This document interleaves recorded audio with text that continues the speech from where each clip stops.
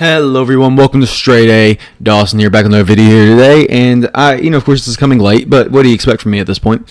I'm just behind the eight ball quite a bit when it comes to these type of videos, but you know what? We live in life, we live in the dream. Basically, we're going to talk about a little bit about fantasy football and playoff teams and how much of a chance each of these playoff teams have in winning their league. Now, we're going to talk about two leagues here today. We're going to keep on talking about up until the final, or the playoffs that I made. So I made 4 playoffs completely. So I'm going to make 2 separate videos of the 4 playoffs that I made, as well as 2 other ones other than the ones on here that I didn't make. So it's going to be broken up to kind of talk about the different standard league settings, or the league settings for the playoffs. And I'm going to tell you kind of my thoughts about who's going to win, how they win, etc., etc. So very, very excited to get into it. And of course, we already have week 1 results for at least this league, so it'll be kind of exciting to talk about. So in this league, it's called the Kings League. This is a standard scoring 48-man broken up into 12-man leagues. So technically, we won't be able to see the other 3 leagues. I may make another video kind of comparing those, but it doesn't look like the league owner is going to let me see the rest of the league ones. That's fine. We're going to make do with our league, so we're only going to get the week 14 and week 15 results, which sucks, but happens. So, of course, we have the number 1 seed in Keon, which is facing off against the number 4 seed. There is an upset. The 4 seed did win this game. Very, very insane here. Then you get the Charles Cool team, which for some reason, by the way, I noticed that my cursor isn't on the screen, but that's fine. On the bottom thing, you see the 3rd seed and the 2nd seed going at it. 3rd seed actually won, so both the 3rd and the 4th seed won in these games. Very, very good for them. I wouldn't have done as well. I got 96, so I would not have won either one of these games. So it makes me feel a little bit better about not making the playoffs. I guess it theoretically could have won against the 1 or 2 seed, but that's beside the point. We're going to look at the matchups and kind of see what went wrong, what went right, and whether it was an unfortunate loss or whether it was just the 1 seed kind of getting lucky this whole season. So, number 1, this is why, right here, exactly why Derrick Henry, Lamar Jackson, and Rashad Bateman, I guess, but these 2 being on bye on week 14 in a playoff game really sucks, and we're going to talk about that. This is the number 1 reason why you never, ever start a playoff game week 14, and I will never do that to someone like in any league I host next year, because I plan on hosting all the leagues that I play in next year. And this is the lesson I've learned, is that the number 1 seed guy got fucked over. Now, do I think it would have mattered that much? Probably not, unless Lamar and Derrick Henry would have replaced. So Lamar would have replaced Caleb Williams, and Derrick Henry would have replaced somebody like probably Nick Chubb, something like that. If you're kind of looking at this as a general concept. In making up that much ground, 23, 30, basically 42 points, they'd have to get 42 more points than Nick Chubb and Caleb Williams, which in standard scoring is very, very tough. So let's talk about this team. Let's talk about it as if Lamar Jackson and Derrick Henry were in, because obviously this roster right here is not as good as this roster. Just straight up, if you say Caleb Williams versus Jalen Hurts, across the board, I don't think there is one favorable matchup for the right side here. I think across the board, you lose. Across the board. Maybe the Saints defense is technically better. I don't know. Chris Boswell, across the board, the left side has better players than the right side if you factor out Lamar Jackson and Derrick Henry. And even if you do, I think that the left side is way more well-balanced. What I have learned in standard scoring is that you really need workhorses. You need people that are very, very pivotal in their offense. And if you break down the right side, Caleb Williams, obviously any quarterback is going to be, but Caleb Williams is not a top-tier quarterback. He will every now and then have explosive turns, but it's not going to be enough to keep him in the games. DeAndre Swift is a workhorse running back. He is the main running back for the Chicago Bears, but he does not see the volume, and his main work and his main points is going to come from receiving game, if he even gets it, which DeAndre Swift is a whole nother story. Nick Chubb is an interesting one because he's basically a boomer bust in standard scoring. He will not get you yards nowadays. He'll get you maybe 50 yards, which is 5 points in standard scoring, and then a touchdown. That's really what you're hoping for Nick Chubb, is that he's going to get goal line work, but with the Browns being such a bad offense, and especially facing a team like the Pittsburgh Steelers, it's really, really tough to defend Nick Chubb. Drake London, I've never liked Drake London. He has not changed my opinion on him this year. He's kind of just fluky. He's not very good. Kirk Cousins really didn't love him as much as people thought. It's just kind of whatever. Adam Thielen, I think, is a great pickup. I think especially for a team that maybe need that flex position or a third receiver, Adam Thielen is great. He can get you yards. He can get you touchdowns. But again, when it comes to receivers in standard scoring, they're so much less important because they require a touchdown. And just quite frankly, you're guaranteed more touchdowns with a running back than a receiver. That does get complicated, though, because I love half PPR because it does reward receptions to some extent, but not to the full extent. So it's a weird one, but Adam Thielen's a fine choice. George Kittle is a pivotal role in the offense and is one of the best tight ends in the league. 100% is a great tight end pickup. Jameson Williams, honestly, very, very good pickup, too, because, again, more boom or bust, but he's either going to get you, minimum of 8 points when he does score. When he does put up any points, he's going to put you up about 8, 6 to 8. Will Dissly, I have no comment. He's just a bad tight end in the flex position. And granted, he had Garrett Wilson. He could have put Garrett Wilson in. There could have been something together here if you talk about Derrick Henry and Lamar Jackson in there as well. Very, very tough go around for Inkeon Trust. Rip you led the whole season this whole time, but you had a rough little last stretch here, and does not look like your matchup was favorable at all. I don't know why Garrett Wilson's not in. It's kind of a strange decision, but I don't think it really would have mattered anyway. You pretty much would have lost across the board, and so Inkeon Trust was not a good team. And I think this is going to be one of the worst playoff teams we see. Because, Lamar Jackson and Derrick Henry do carry quite a bit, but even them, I don't think can support this roster. Essentially, George Kittle's the third best player on this team.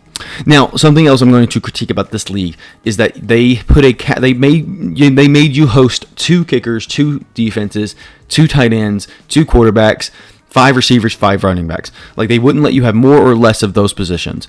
And that is the stupidest thing in the world, because fantasy football is slightly about team management. And if you're not going to allow, okay, I'm going to make sure I don't have a backup quarterback this week in order to fill in a position I need later down the line. It's just really frustrating to go through and say, okay, I really have no flexibility because my top 5 players are really good. I can't just add a 6 wide receiver that I think might pop off and be better than my 4th or 5th. I have to actually take that chance, which I thought I liked in the past. I think it's only for best ball practices that I enjoy this method, and this is not best ball, unfortunately. So yeah, that's really my comments there. Looking at this left side team, honestly, very, very solid team. Jalen Hurts, one of the best quarterbacks right now, easily. Again, especially with the standard scoring rules, very, very good. Devon Achane, very good. A little bit of critique here because luckily he's a touchdown machine, but he doesn't get rewarded as much for being a reception running back. Isaiah Guerrero, currently in his role, he's going to be a running back winner of any league. So he is really damn good, especially on a good 49ers team despite their record. Jerry Jeudy has emerged as one of the best receivers, especially for standard scoring, I think, as a floor play. MVS, a little bit less so, but I think he has a good explosive capabilities, similar to Jameson Williams. Juwan Johnson, very good streaming tight ends. I believe Zach Ertz, yes, was his normal tight end, which I think is a very, very good tight end. Tua, also, but we'll talk about their bench in a second. And T. Higgins, I think, was an unfortunate game. I think this could have been way better, but he just had a bad game. Just simple. I think he's a good receiver for this as well, but standard scoring, again, is weird. JSN, very good week from him. I think that his floor is a little bit lower than this. Probably swap around T. Higgins and JSN, and I'm not surprised. Defense and kicker, I'm not really going to talk about because they're usually the same across the board. Ramondre, of course, and Cortland Sutton, and Antonio Gibson, and Audric Estime, and Zach Ertz all being on bye. So this was a setup. The fact that this is his best with this many buys is really, really good. Ramondre, very good running back. He, again, is part of that offense. He's the main guy of the offense. Cortland Sutton, touchdown machine. He's getting slotted back in. Both these guys are likely going to be slotted in for, JSN probably. At least I would. Or MVS probably. MVS for Cortland Sutton, and then Ramondre probably for JSN, but that's beside the point. Other than that, everybody else is just basically, backup plays. This Diggs in a Blanket is a damn good team. Very, very damn good. Better than my roster for sure. But yeah, this is very, very interesting to see. This is kind of how things have shaped up. And just to remind you, by the way, this is my roster. Kyron Williams, Kyler Murray, Chuba Hubbard, AJ Brown, Cooper Kupp, Tucker Kraft, Sam Laporta, Jaden Reed, and I had Mark Cooper, Khalil Shakir. I haven't really been setting lineups for this at all. I've been kind of passively doing it, but that's beside the point. I did win this week. Good for me though. And the reasons I made plays, I did. And I think I learned a lot. And honestly, this is why I do not like standard scoring at all. This felt like a crapshoot all year. Number one, I think I lost a lot of games because I had Cooper Kupp out, AJ Brown out. Chuba Hubbard was pretty good. I had really hit or miss players throughout the whole season. for the most part. Like I've had to like filter in one or two players at a time. Justice Hill for the longest time was my third best running back. Jonathan Brooks didn't work out. That's my biggest L of the year. So Jonathan Brooks across all my leagues did not work out. But he's worth a shot, I think. And so I think this is a very solid team. I think Kyler Murray, Kyler Williams, Chuba Hubbard, all very, very solid choices. And even Cooper Kupp and A.J. Brown in a normal league with them healthy all year, my record's better, 100%. But they had injuries. Tucker Kraft was hit or miss, so I was swapping in Sam Laporta. Jaden Reed became really cold at the very end, so I didn't really get that upside. Again, defense and the kickers I'm not really going to talk about here. It's very unfortunate. Very, very unfortunate in this league. I learned a little bit more about standard scoring. I probably will still run a standard scoring league, but probably not as serious about it, to be honest with you. So that is my team there. Let's look at the other team. This is the second seed versus the third seed. So second seed, third seed. By the way, 2 ties. That's also, again, why I do not love standard scoring, especially without decimals. Let's talk about the loser here. So the second seed lost, and the fifth or the third seed won. Or, yeah, you know what I mean. Second seed, third seed. Let's look at the third seed, or second seed, sorry. Baker Mayfield, James Cook, Braylon Allen, Mike Evans, Jacoby Myers, J.J. Hawkinson, Jalen Waddle, Calvin Austin, Chiefs defense, Tyler Bass.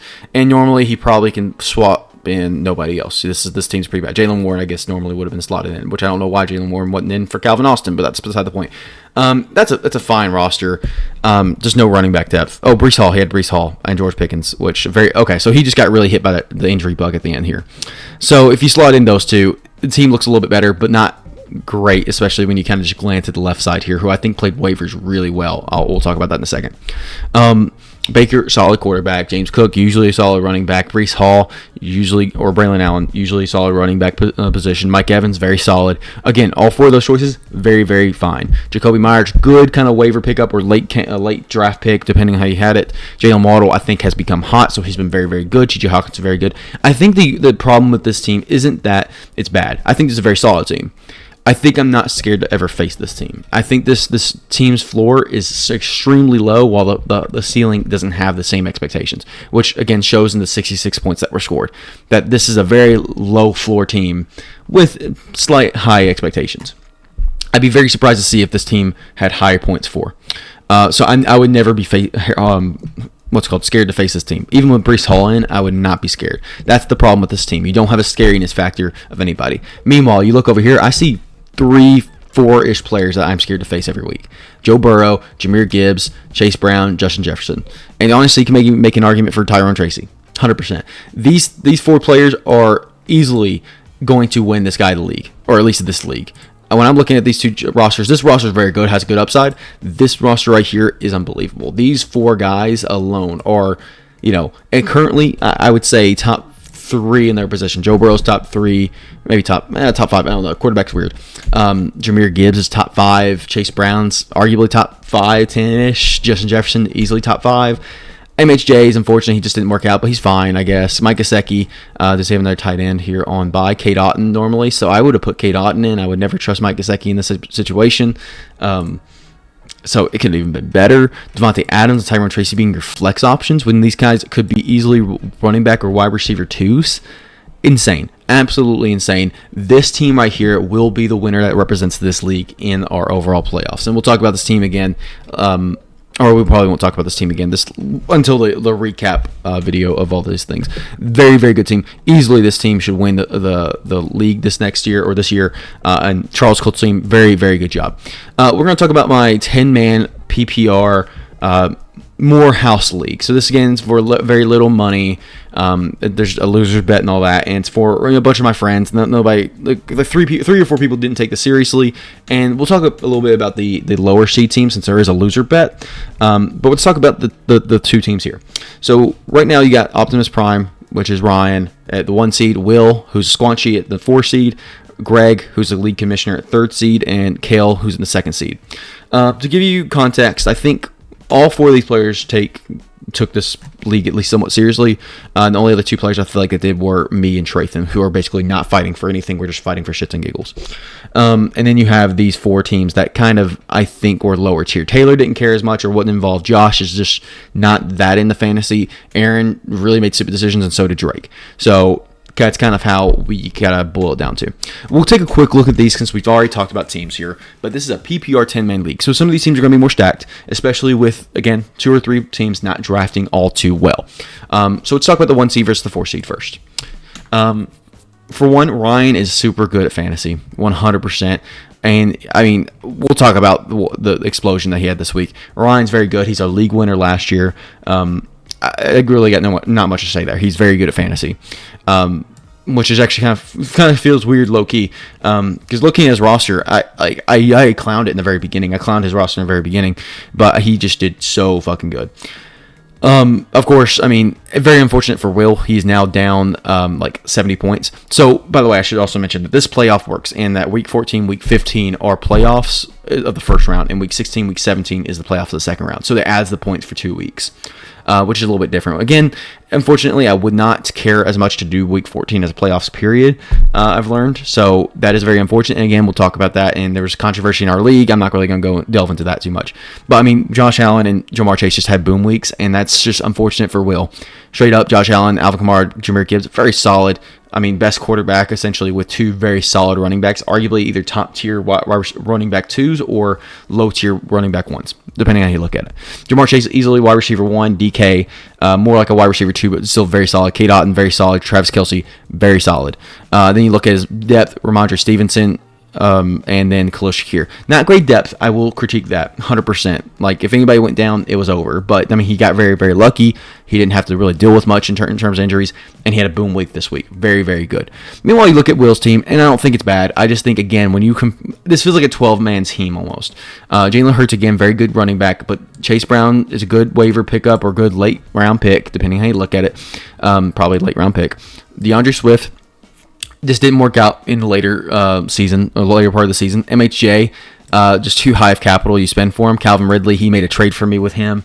Again, boomer bust type guy, kind of cooled down a little bit. Trey McBride, very, very good tight end. Jacoby Myers, good waiver guy. This is essentially the team built on, I'm trying to scrap anything together to give myself a chance in the playoffs. And I think 100% this team gives you a chance in the playoffs. Again, PPR rewards these players a lot. But again, when you have boom players like Jamar Chase and Josh Allen, even Alvin Kamara in PPR is so fucking scary. Jahmyr Gibbs in PPR is so fucking scary. Again, when you look at this team and see 4 players, arguably 5 with Travis Kelce, that you're scared of that could boom, you're probably going to win. Versus, I'm scared of Chase Brown. I'm scared of maybe kind of Trey McBride for that position, and Jalen Hurts, sure.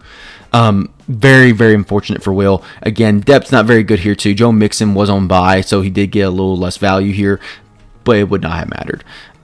They face off for week 2. So these points will be added, but with a basically 70-point buffer for Ryan and like full strength for everybody. I think Ryan takes it, and arguably Ryan might win this league. But let's talk about the other teams, because you might be initially thinking, okay, crap, there's one team that's clearly better than another. So let's talk about Greg. He's the 3rd seed. Baker Mayfield, Devon Achane. We talked about before. Baker's a solid running back. Here, I'll go to week 14. See the points. Baker, very solid quarterback. Devon Achane, especially in PPR, very awesome. Easily running back 1. David Montgomery, also running back 1. Very, very solid. Mike Evans, good solid floor play. T. Higgins and Mike Evans, I think very solid. Jonnu Smith emerged as a great tight end position, and Jaden Reed, unfortunately, just has cooled down quite a bit. If you look at his depth, I don't know why he set Tyreek Hill. I think he makes very weird decisions. I don't think Greg's a bad fantasy player. I just think that he makes very weird decisions. Terry McLaurin, also very solid. Rashad White, also a very solid running back.